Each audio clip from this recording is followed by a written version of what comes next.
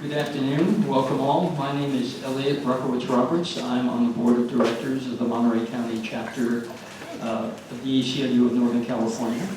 And I'm standing in for Arlene Hoffa, the chair of our chapter, who unfortunately had to be back in the Midwest to be with an ailing mother. But she sends her regards, and I'm welcoming you on behalf of her. What we're going to be doing this afternoon is you're here for a talk by Abdi Soltani, Executive Director of the ACLU of Northern California.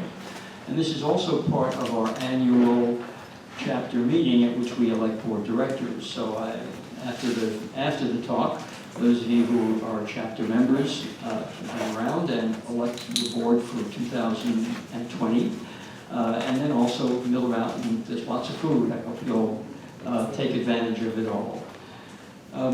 For those of you who are unfamiliar with the ACLU, or even those who are ACLU members, just to remind you that your ACLU membership, you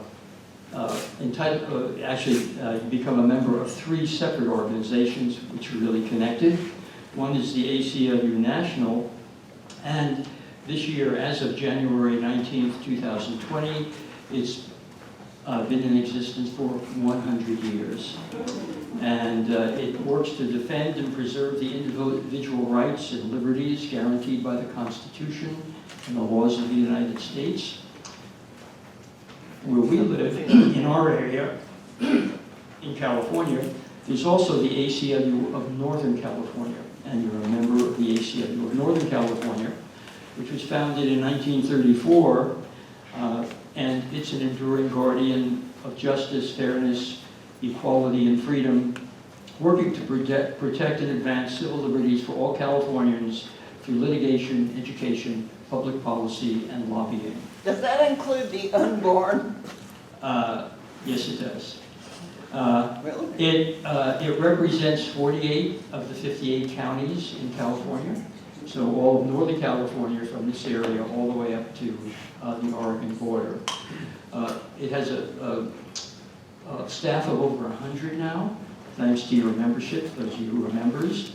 And the programs include criminal justice, democratic and civic engagement, gender, sexuality, and reproductive justice, immigrants' rights, racial and economic justice, technology, and civil liberties. We're also a part of the Monterey County chapter, which we actually have a very long and distinguished history.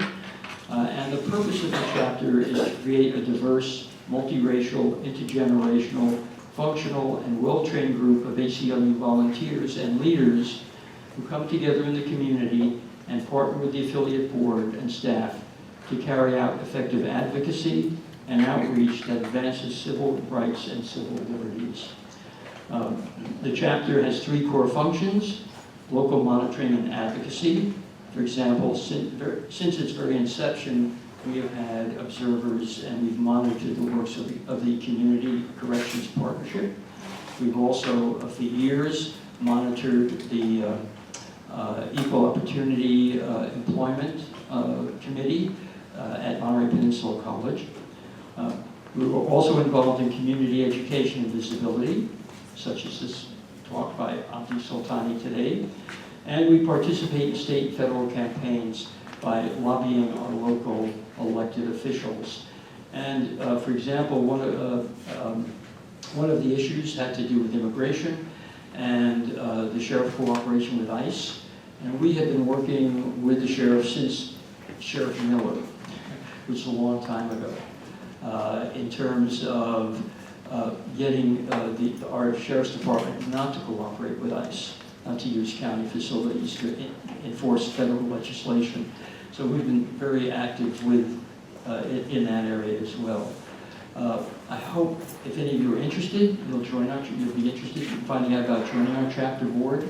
We would love to have more people on it, and there's so much good we can do in the community. One of the really wonderful things about our chapter and about our relationship to Northern California is that they give us incredible support. Like all the printed materials out there, funding for our activities, advice. And we're very fortunate to have one of the organizers from Northern California here today, Raquel Ortega. Would like to say a few words. Raquel?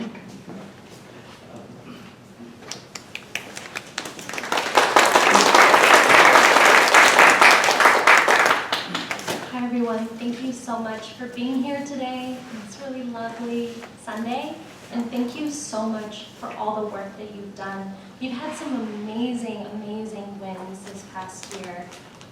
Over the past year, we worked to help pass same-day voter registration, SB 72 in California. Under Tech and Civil Liberties, we passed a landmark law, AB 1215, banning facial recognition on body-worn cameras and similar devices. We passed some of the toughest use of force laws in the nation, AB 392, and I know there were a lot of people who worked on that here specifically. We also had a lot of amazing wins locally and regionally. ACLU members have worked to challenge censorship of Black Lives Matter activists in Sacramento. We've worked on education advocacy in northern coastal tribal communities. And as Elliot was mentioning, we've done a lot of really amazing work here in Monterey County with the Sheriff's Office to change their policies to limit entanglement with ICE in compliance with the California Values Act. And I can tell you, working with communities, trying to even get meetings with the sheriff feels impossible. And we could not be doing the work that we're doing here. We could not be making the changes that we're making here without your help. So I really want to say thank you. Thank you for your hard work.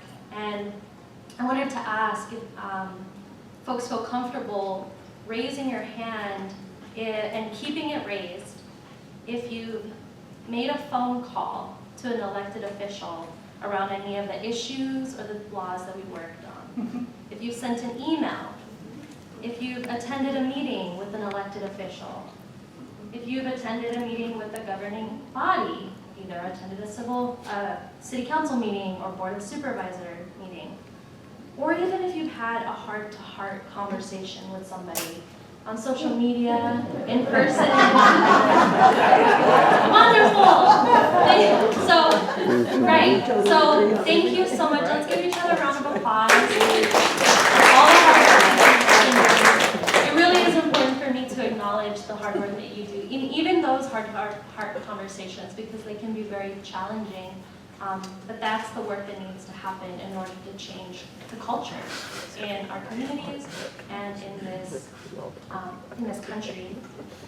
I attended recently a somewhat victory celebration around AB 392 with the use of force law, and it was with many different family members who have had family members and mainly children who have been killed by police. And it was really amazing to hear the mother of one of the victims, Alex Nieto, who said how happy she was and how incredible it was to have this win, because she said, we've lost so much, and it really is amazing to finally have a win and feel like we're building momentum and we're doing this together. So, thank you.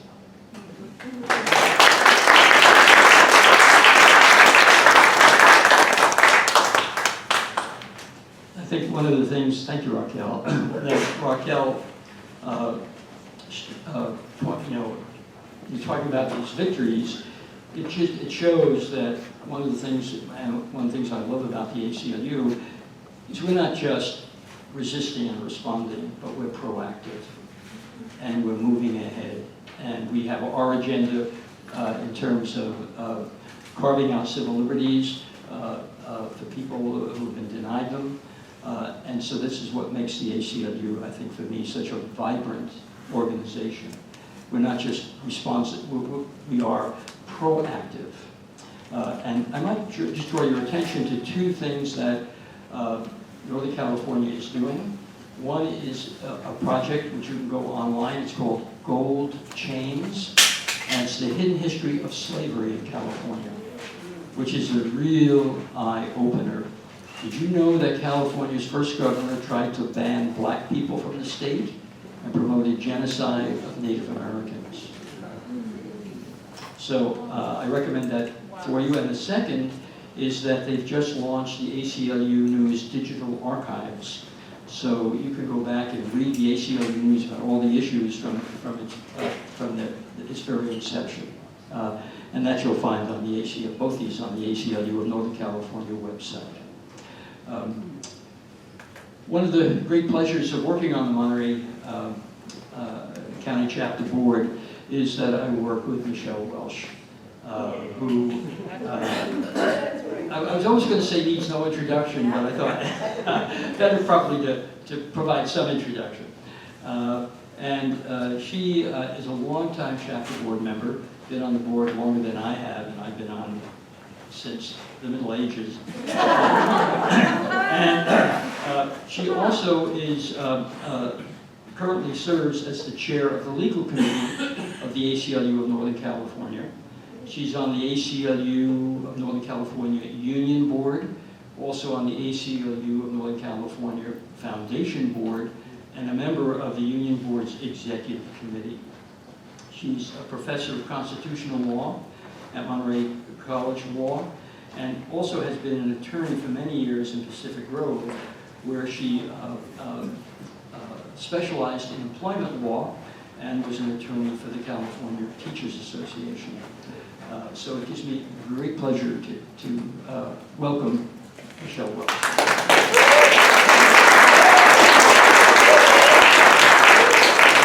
Thank you, Elliot. And thanks to all of you for being here.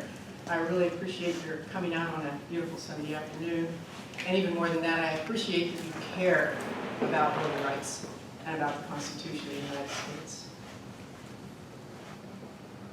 Benjamin Franklin said, "Democracy is two wolves and a lamb fighting over what to have for dinner. Liberty is a well-armed lamb contesting the election." Voting rights have been held by the court to be fundamental, and that is, the government cannot take away our voting rights without meeting strict scrutiny and having a compelling reason to do that. And for you originalists, I'm happy to say that voting rights is one of our fundamental rights that actually appears in text in the Constitution. So for those who say if it's not written down, it's not a right, this is a right, it's written down. Article 1, Section 2 specifically provides for voting in federal elections. The 15th Amendment, enacted in 1870 as part of the post-Civil War amendments, prohibited discrimination and allowed mandated voting rights based on race. The 19th Amendment, finally, in 1920, 100 years ago this year, provided a prohibition on restrictions on voting based on sex. Women finally got to vote.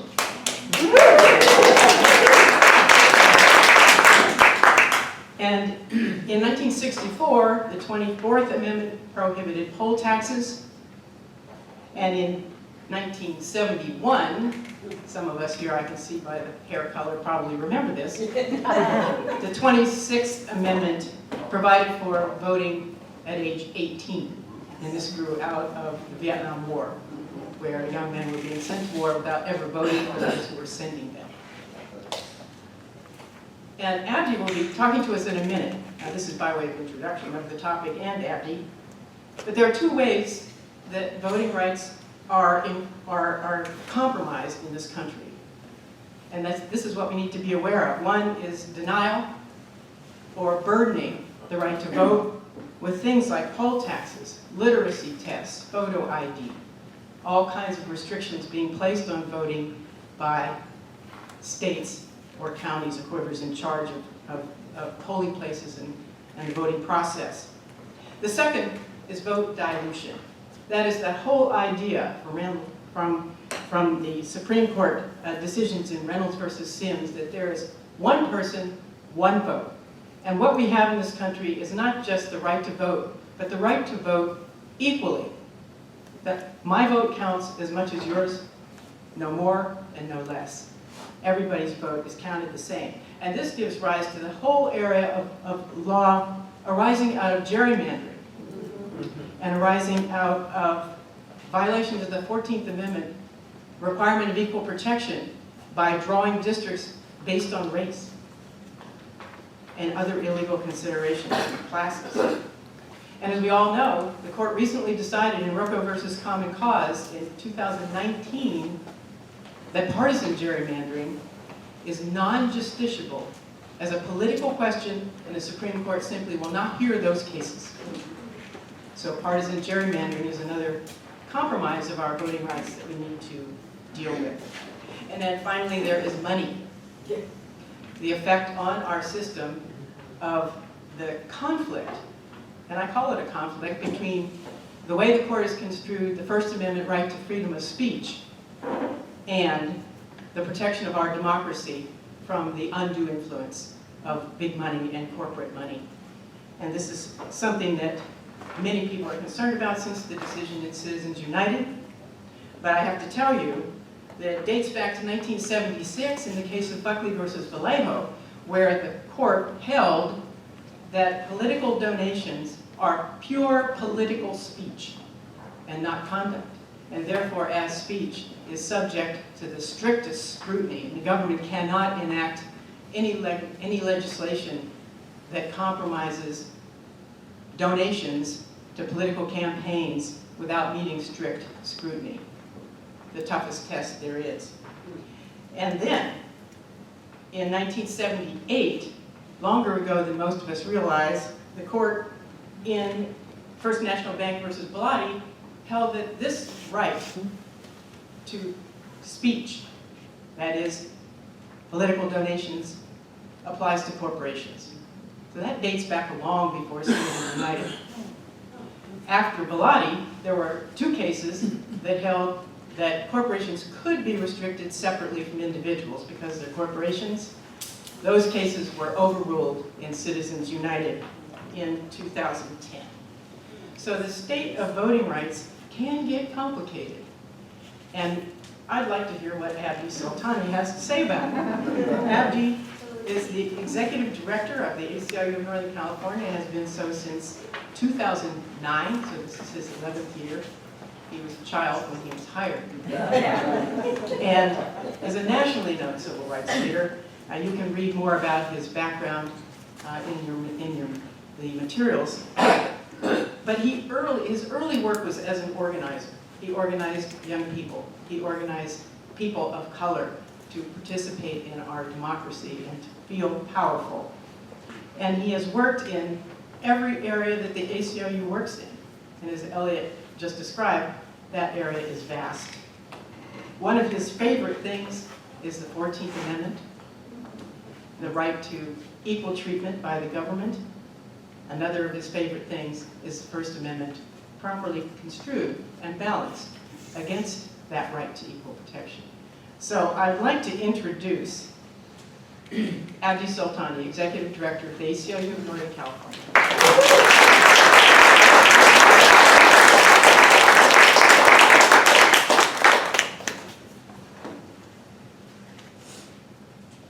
Well, thank you very much to all of you who are here. Let me see a show of hands for those of you who have been ACLU members or involved in ACLU for longer than 10 years. And then let's do those of you who've been involved less than 10 years. Okay.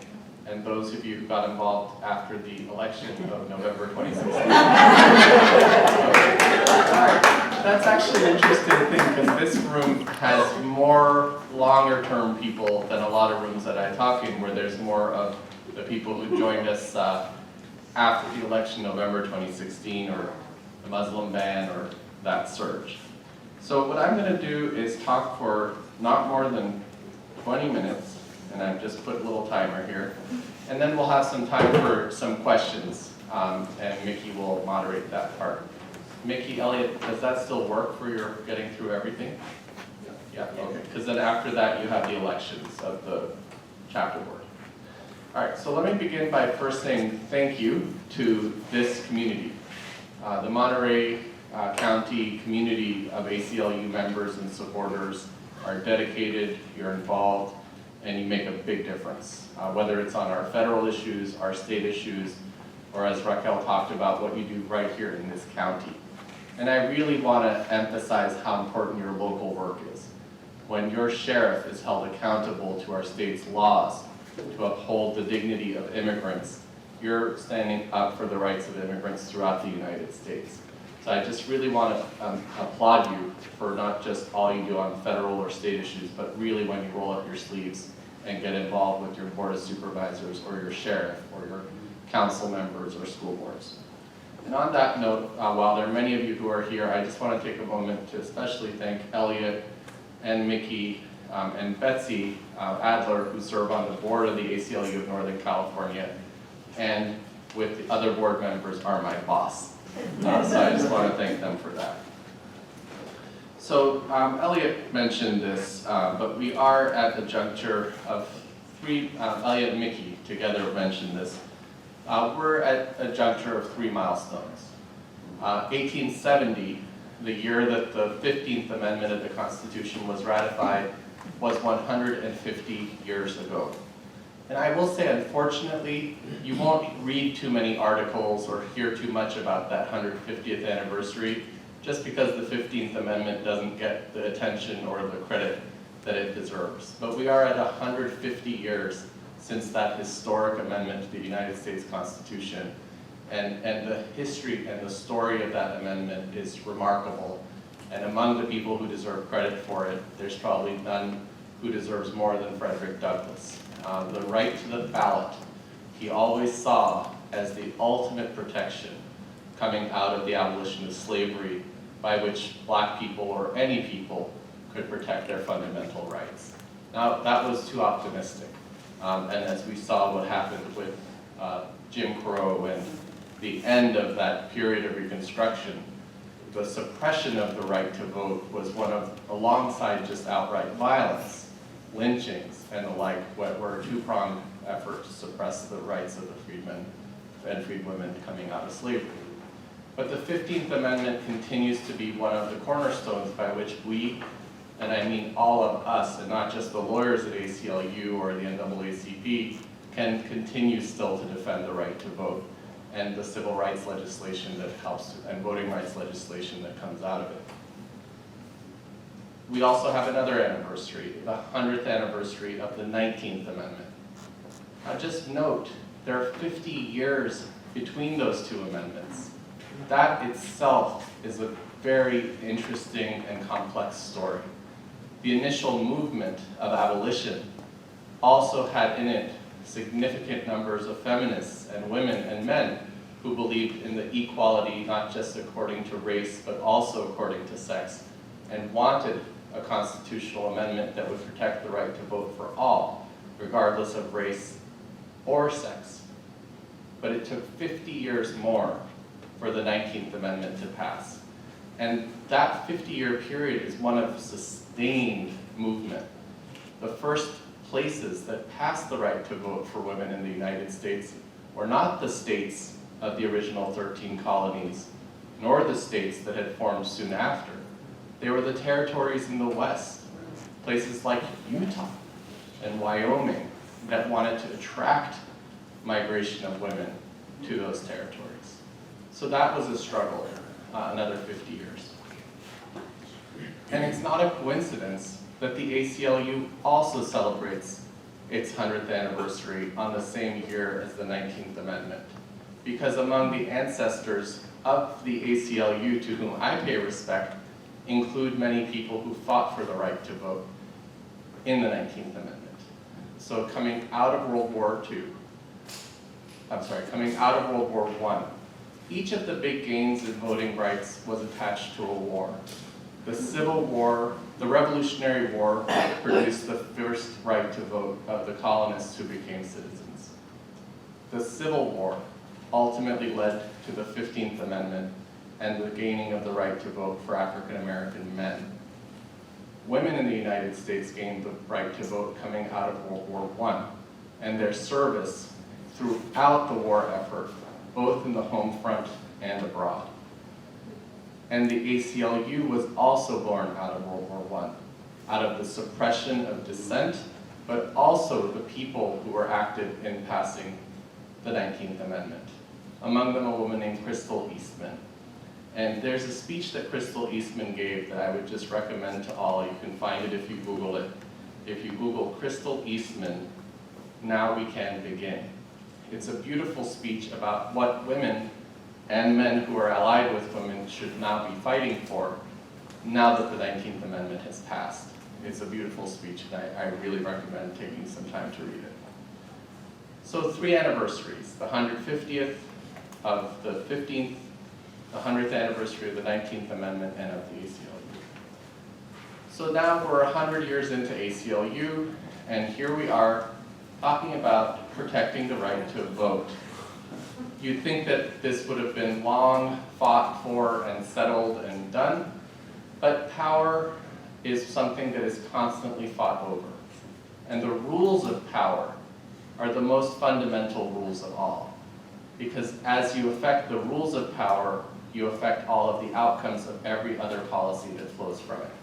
So I don't think we will ever come to a day where we're not fighting over the rules of power in one form or another, in a democracy or in a society.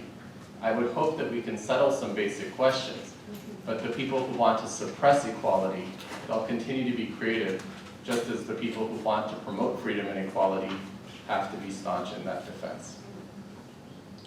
So I'm going to now talk about 3 aspects of voting rights that mirror what Mickey laid out, but a little bit different framework. Mickey talked about voter suppression, the way in which we suppress people's right to vote. She talked about vote dilution, the way in which the drawing of districts can affect how your act of voting results in whether you're represented or not. And then she talked about the role of money in politics. And so I'm going to break it up a little differently by first talking about what's happening nationally, and then what we can do in California. But it'll touch the same themes that Mickey laid out. So nationally, when Donald Trump got elected, there were a number of major priorities that his administration has, and a couple of them where, at least for now, we have succeeded in stopping them.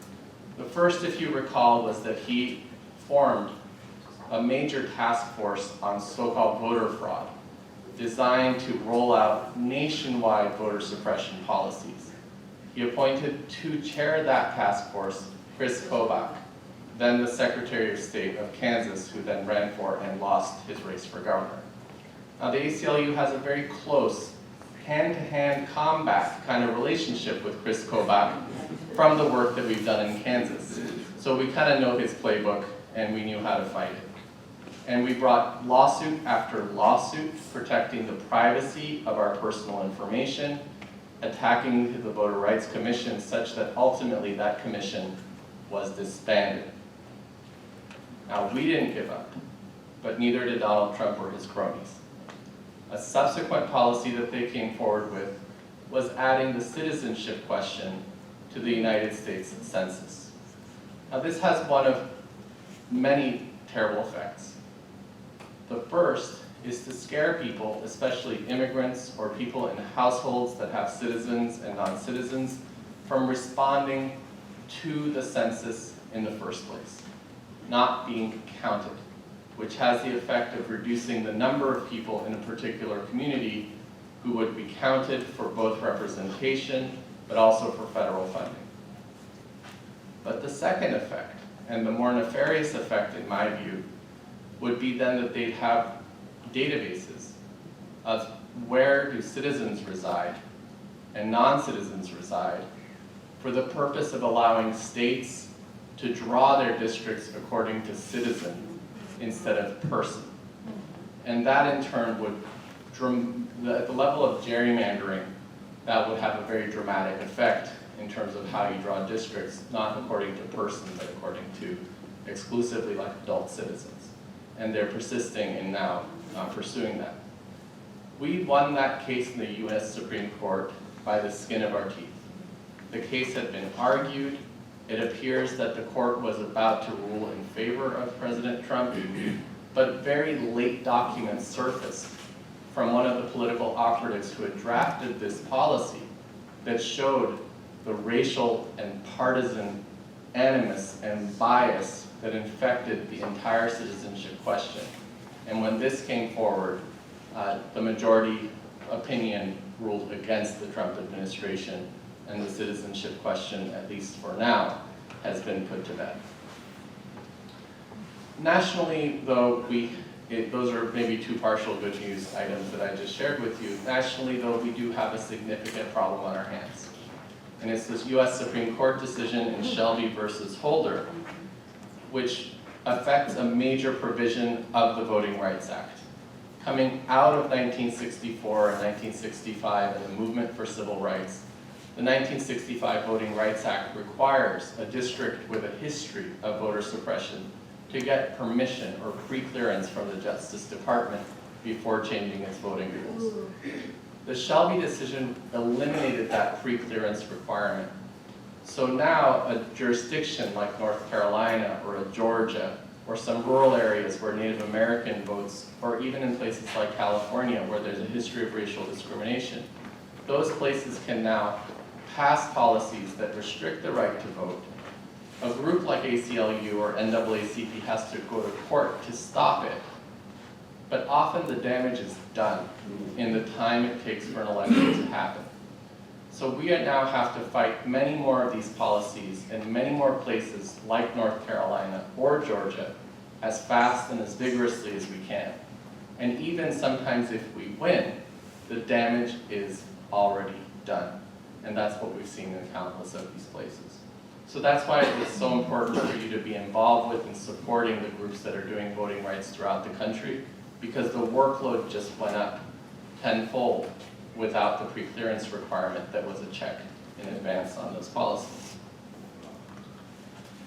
So let me now highlight a couple of other states in the national ACLU's work and just give you a little bit of good news or partial good news. Florida is a state that had voter suppression coming out of the end of the Civil War, where a person who was convicted of a crime would be barred for life from voting. And through Amendment 4, a coalition that the ACLU was a part of, we were able to reverse that policy and restore the right to vote. But immediately, Florida's governor and lawmakers passed a new rule that said that you only regain the right to vote once you've paid all of your court fees or incarceration fees, which is essentially a poll tax in new form. So now we continue to fight that, but it's still a step forward. In Michigan, the ACLU passed a major ballot measure to change their election laws to provide for automatic registration and election day registration. And now we're looking at that, a couple of additional states to pass those types of policies in the 2020 election. So with that, now let's turn to California. You would think that all of the voter suppression that I talked about would be happening in Republican-controlled states or swing states where the presidential elections matter so much that these types of policies are put into place.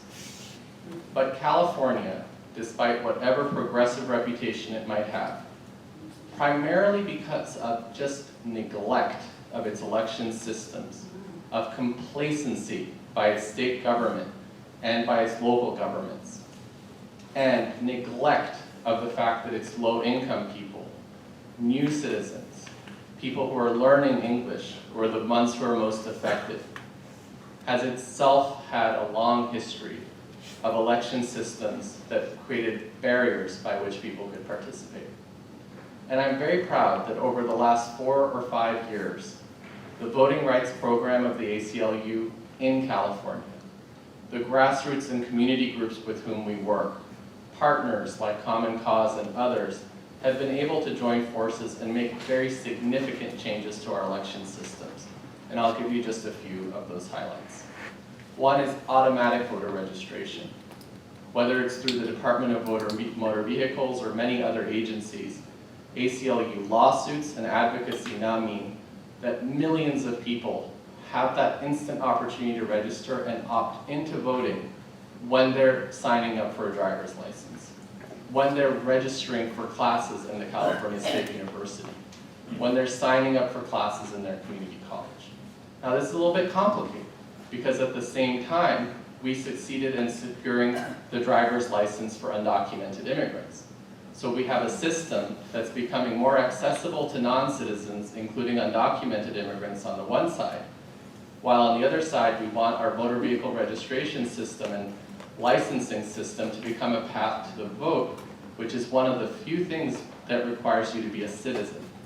Designing these things so that they work for everyone, so that the undocumented immigrant doesn't inadvertently become registered to vote counter to their intention, just requires some design work. And we did that work with the Secretary of State and the Department of Motor Vehicles. And despite the stories you might hear in the news, on the whole, it's worked really well. Millions of people now are registered who were not previously registered. Millions of people who are renters, who frequently move, have frequent opportunities to re-register, and that matters. But we've also taken it a step further by having agencies that are specifically there to serve people with disabilities and people who are sometimes the most marginalized from our community to also have the automatic registration opportunity. So not just the broad access at the level of the driver's license, but some of those very specialized offices that serve some of the most isolated and excluded members of our community. I want to tell you one story about how the ACLU does its work on one of our victories in California. You may have heard about a Supreme Court case just a year ago in Ohio, where the government of Ohio was doing mass purges of its voter registration rules. And they were removing people from the polls who hadn't voted in maybe just a couple of elections on the theory that we need to keep the voter files clean. The ACLU fought that case, and we lost that case in the United States Supreme Court.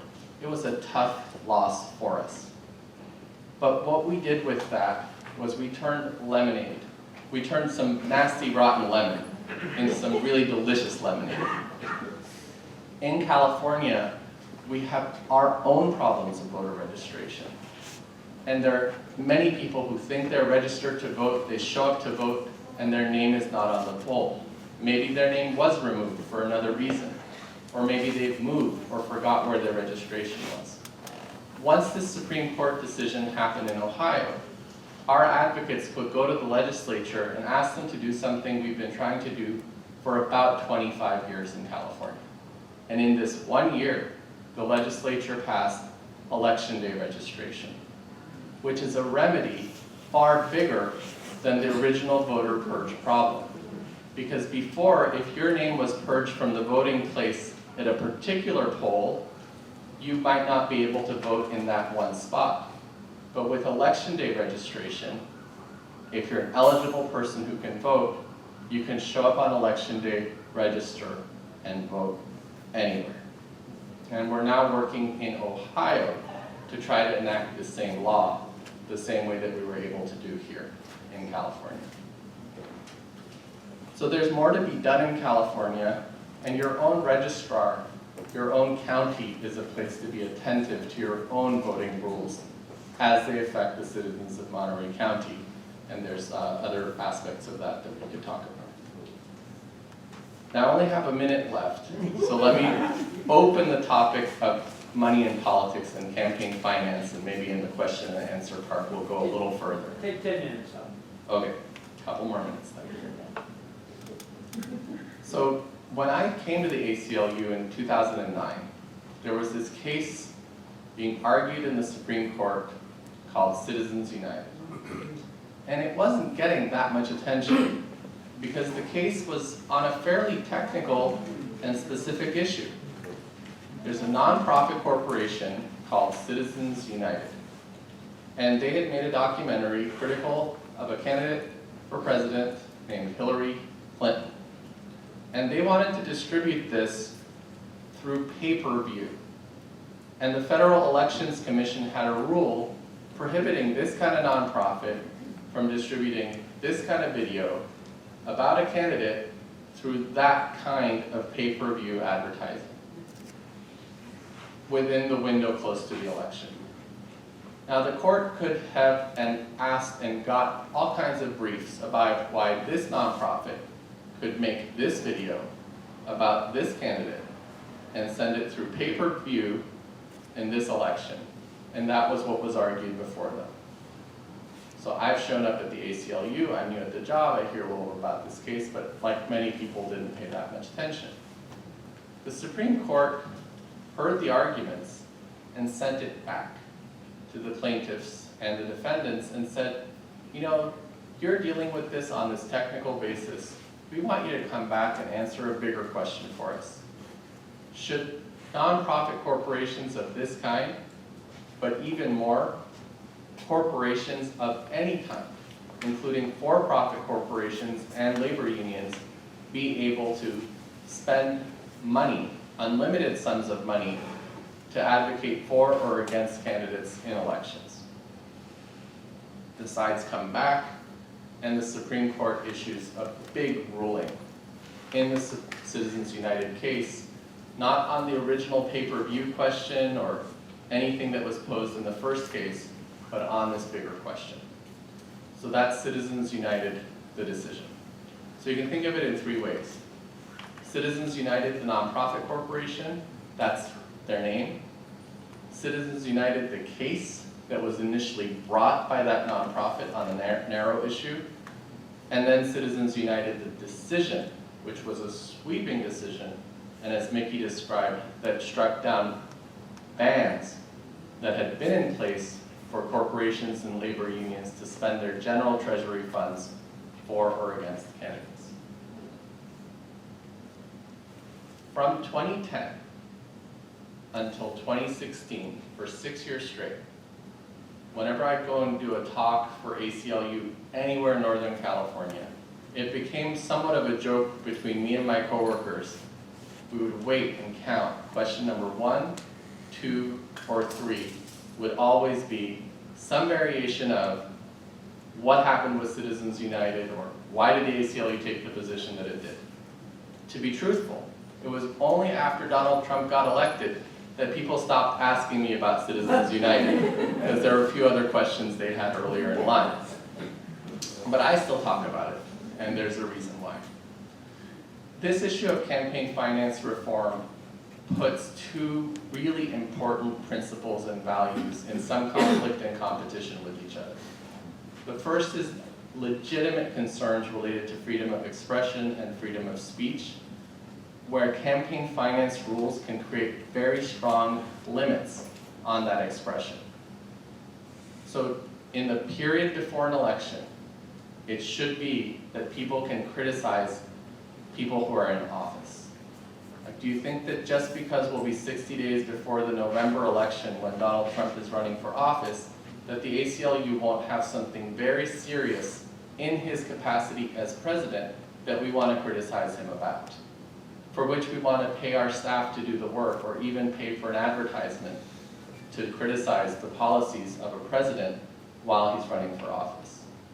You'd be a little bit alarmed if ACLU staff could be put in prison if we were criticizing Donald Trump while he's president and running for office. Like, raise your hand if that doesn't concern you. Right? But literally, the statute that Citizens United struck down said that it is a felony if the nonprofit corporation spends more than $1,000 speaking for or against a candidate for office.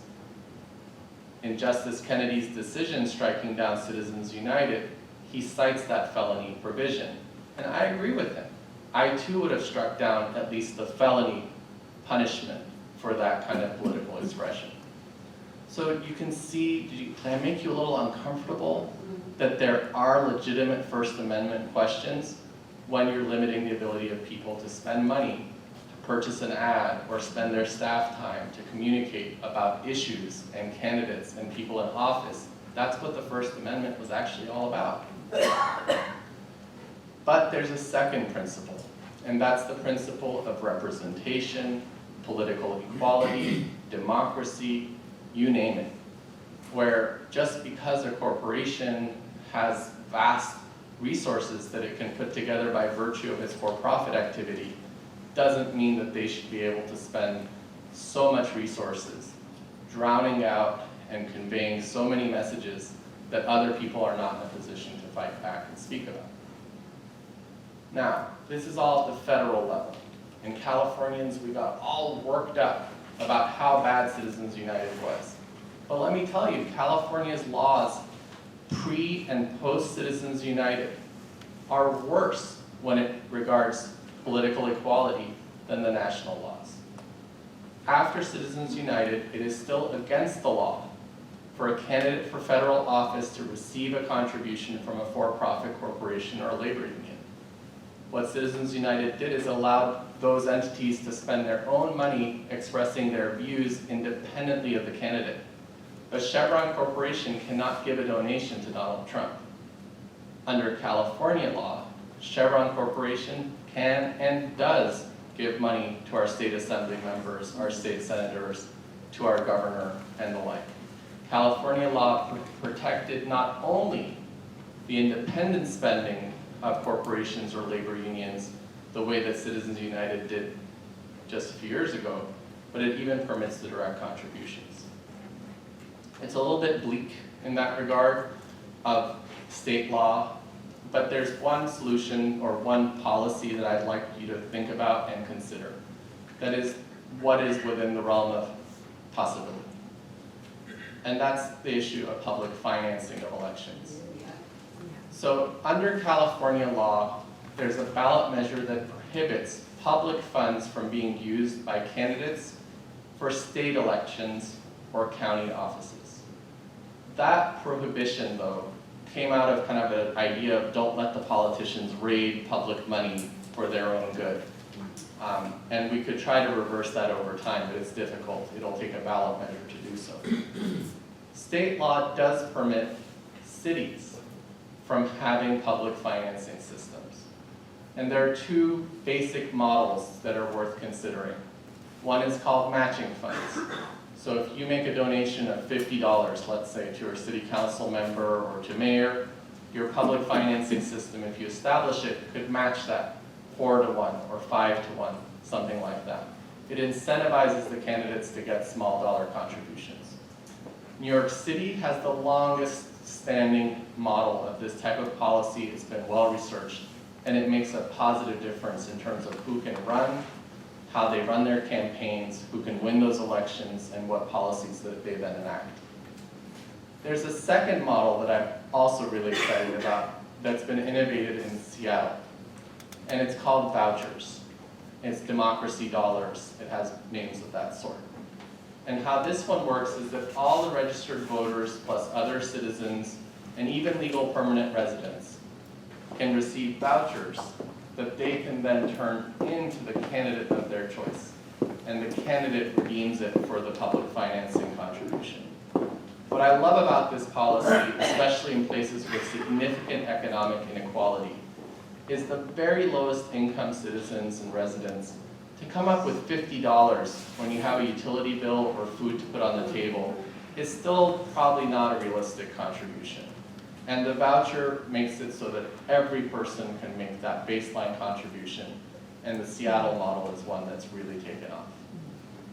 The ACLU of Northern California is part of a collaborative with Common Cause and other groups to try to spread these in Northern California cities where there's an interest from the community.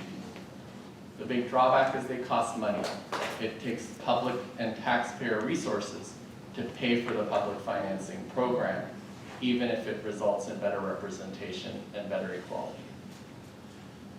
So with that, I think that we're at a critical time, obviously, in this country's history and in this election. Protecting the right to vote is at the top of the ACLU's attention nationally, and making the gains in election systems and voting rights in California, while it may not get the headlines that Georgia or North Carolina does, also is a key priority for our work in this state. So with that, I'm going to let Mickey come back up and see if we have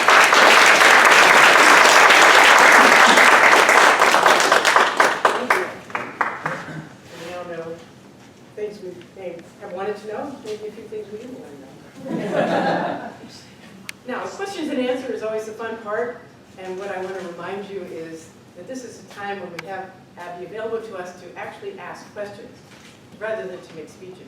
And afterwards, we'll get a chance to talk to each other if we want to express our particular views. You have a question? Yeah, I made a suggestion to a whole bunch of folks, nobody answers. The airways belong to the people.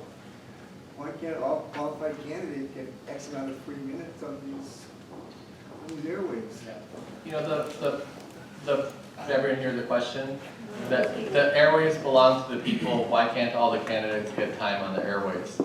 And I'm not a media law expert, so I'll just give you the gist of my answer, is that the media has changed so much that those old rules about public access to the airwaves, now that we're working with cable and internet, just doesn't fully work the same way anymore as the main lever by which to have these fair elections. So that remains important, but I think with the way that media has become so diverse, that lever has probably lost some of its force. Okay. The Equal Rights Amendment has just passed its 38th state. Is it important that we get the legislature to extend the limitation on years? No, because years have passed. Maybe it's not important to pass Equal Rights Amendment anymore because we are equal. Right. So, We are not. We are not. yeah. Mickey, Oh, Right, repeat the question, please. well, I just wanted to point out that sex discrimination is subject to a lesser standard of review by the court than race discrimination. I told you strict scrutiny means the government has to have a compelling interest. It has to be necessary to regulate that way. And with intermediate scrutiny that applies to sex discrimination, the government just has to have an important interest and has to be directly related that the regulation meets that interest. So it's a way easier for the government to discriminate on the basis of sex than race. The Equal Rights Amendment would change that to the same standard as race. Another question? Yes. Gerrymandering. okay. I've seen maps that are just like fingers going across territory. And is gerrymandering done inclusionary as well as exclusionary? And is it something as specific as these 4 houses down here, we're going to draw around that so they're not in our territory because they've got ABC?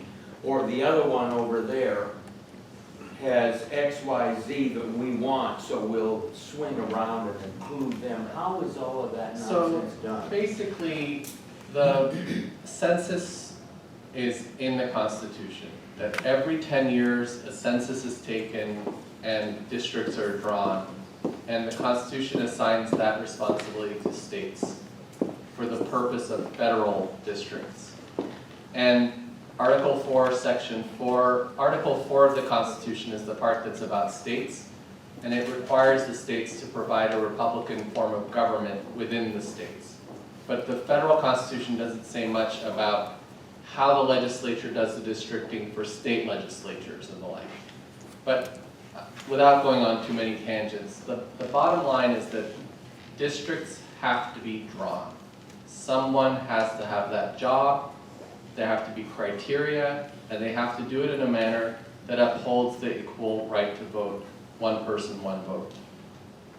Racially motivated districts continue to be struck down by the courts when it's abundantly clear that it was racially motivated, and we still can win some of those cases when the people doing it are really outrageous and blatant about their racial intent.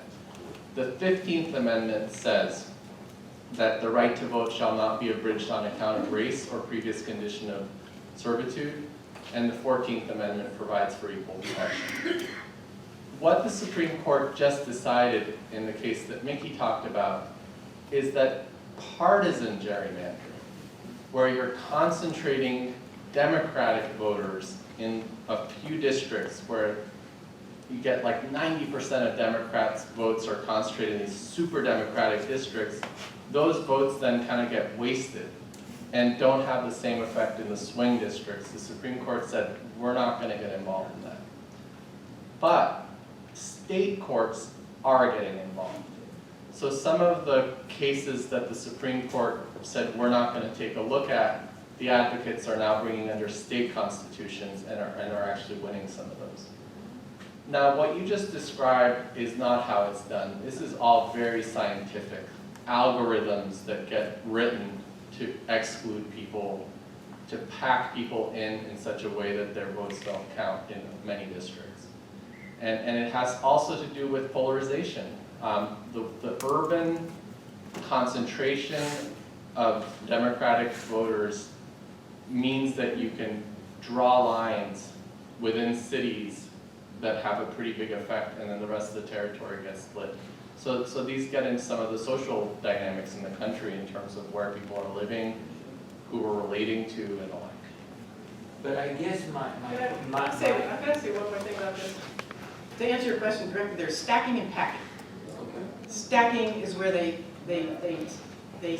separate the voting concentration so that there isn't an area where the voters, the Democratic voters or the Republican voters have enough votes.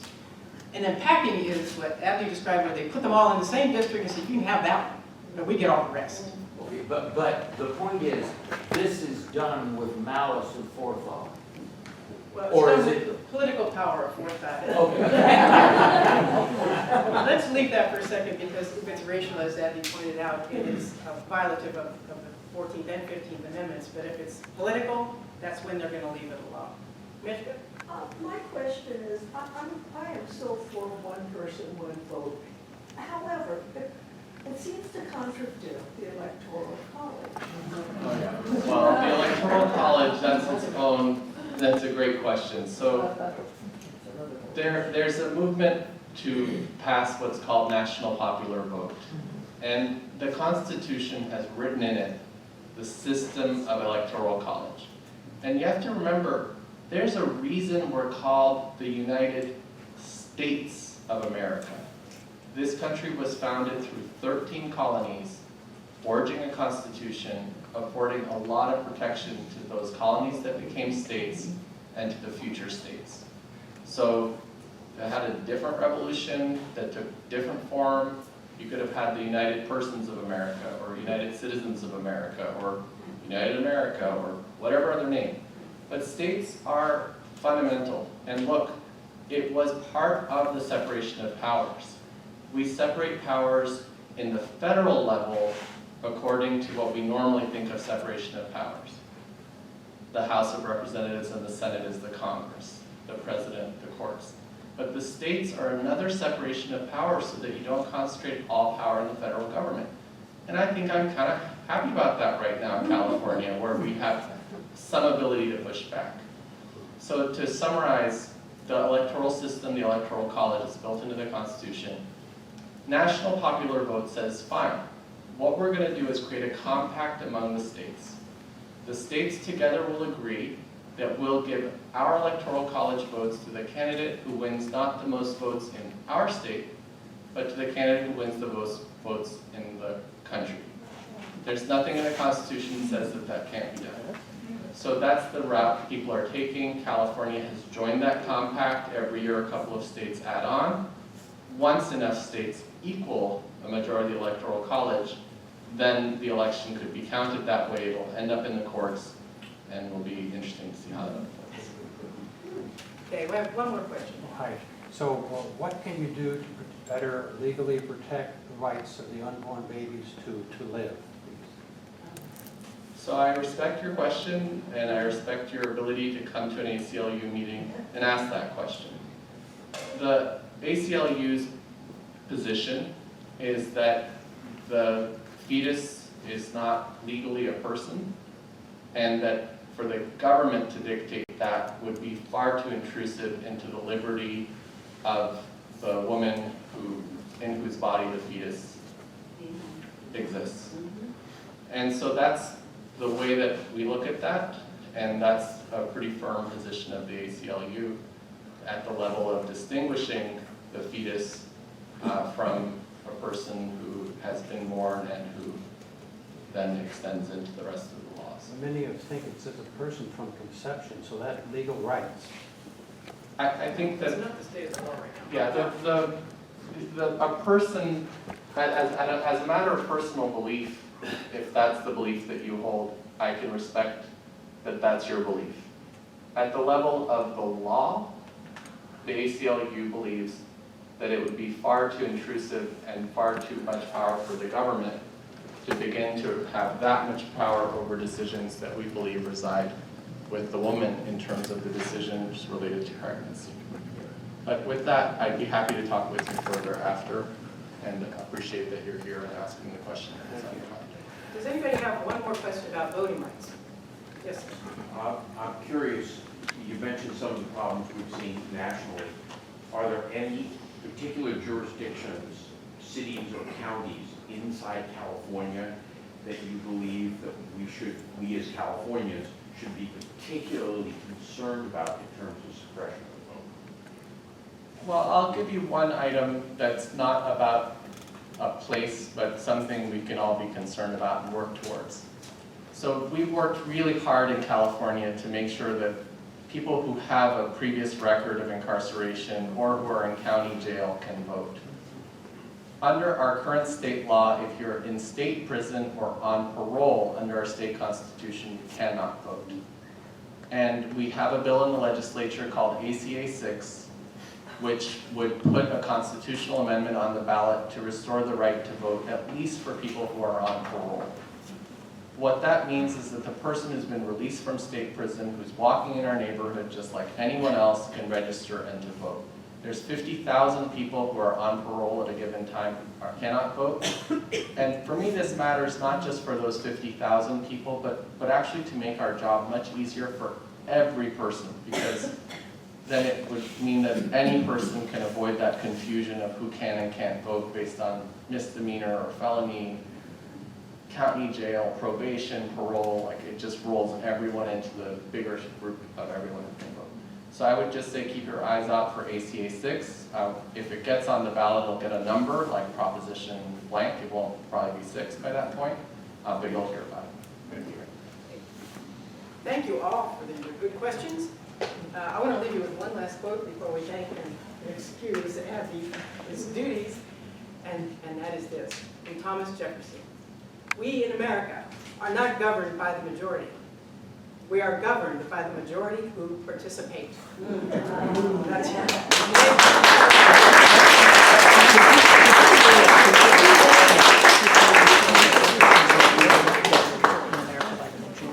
Okay, I'm going to make a slight change in the program so that those who would like to stay after and want to talk about these things and engage with Abdi can.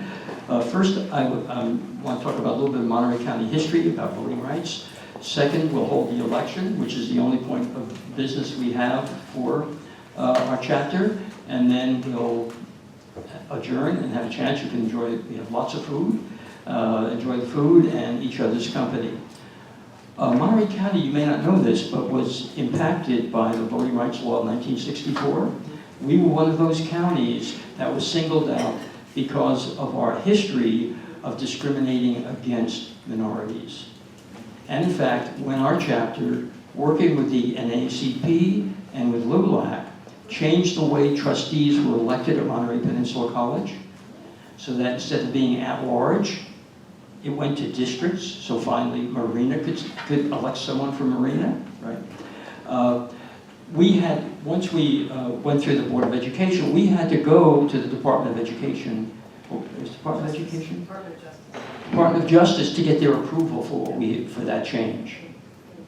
And so now, by the change in law, Monterey County is no longer included in that, but this county had a long history of voter suppression. Okay, so, Bill, I'll just read the list. The one order of business are the election of nominees for the Monterey County chapter, and working through ACLU of Northern California through the nomination process. The following individuals have been nominated for the Board of Directors of Monterey County Chapter for 2020. Arlene Hoffa, Elliot Ruckowitz-Roberts, Vicki Welsh, Ellen Davis, Michelle Biddle, Patty Fashion, Elaine Gurman, William Rawson, Kelly DeWolf, Jill Hollingsworth, Ms. McCarthy, and Peter Williams. And so this comes as a recommendation from the board, so we need the approval of all of you who are chapter members. If you approve this, say aye. Aye. Those opposed? Abstentions? Okay, the board of directors is elected, so thank you so much. And once again, any of you who are interested could speak to me or afterwards, and we'll talk about the process to get you on the board, which would be wonderful. And so we stand adjourned. And thank you all for coming.